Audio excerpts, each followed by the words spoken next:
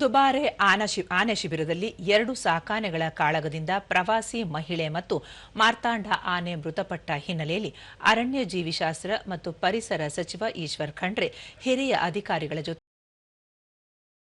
ಸುದ್ದಿಗಾರರೊಂದಿಗೆ ಅವರು ರಾಜ್ಯದ ಬಂಡೀಪುರ, ನಾಗರಹೊಳೆ, ಕಾಳಿ, ಬಿಳಿರಂಗನಬೆಟ್ಟ ಮತ್ತು ಭದ್ರಾ ಹುಲಿ ಸಂರಕ್ಷಿತ ಪ್ರದೇಶ ಹಾಗೂ ಮಲೆಮಹದೇಶ್ವರ ಬೆಟ್ಟ, ದಾಂಡೇಲಿ, ಕೆಗುಡಿ ಸೇರಿದಂತೆ ವಿವಿಧ ವನ್ಯಜೀವಿ ಧಾಮಗಳು ಹಾಗೂ ಕಾನನಗಳಲ್ಲಿ ನಡೆಯುತ್ತಿರುವ ಸಫಾರಿಯಲ್ಲಿ ತೆರೆದ ಕ್ಯಾಂಪರ್ ಬದಲಿಗೆ ಕಬ್ಬಿಣದ ಸರಳು ಹಾಗೂ ಗಾಜಿನ ರಕ್ಷಣೆ ಹೊಂದಿರುವ ಬಸ್ಗಳನ್ನು ಬಳಕೆ ಮಾಡುವಂತೆ ಸೂಚಿಸಲಾಗಿದೆ ಎಂದು ಹೇಳಿದರು.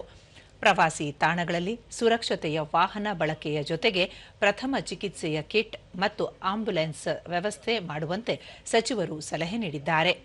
ರಾಜ್ಯದಿಂದಷ್ಟೇ ಅಲ್ಲದೆ ದೇಶ ವಿದೇಶಗಳಿಂದಲೂ ಪ್ರವಾಸಿಗರು ಆಗಮಿಸುತ್ತಿದ್ದು ಅವರ ಸುರಕ್ಷತೆಗೆ ಹೆಚ್ಚಿನ ಆದ್ಯತೆ ನೀಡಬೇಕು.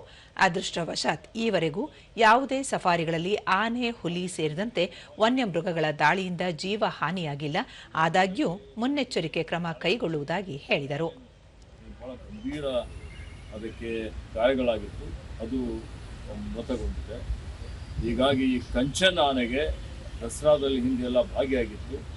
ಅದನ್ನು ದಸರಾ ಜಂಬೂ ಸವಾರಿಯಲ್ಲಿ ಭಾಗಿಯಾಗಲಿಕ್ಕೆ ಅವಕಾಶ ಇಲ್ಲ, ಭಾಗಿ ಮಾಡಬಾರ್ದು ಅನ್ನುವಂಥ ಒಂದು ಸೂಚನೆಯನ್ನು ನಾನು ಕೊಟ್ಟಿದ್ದೇನೆ.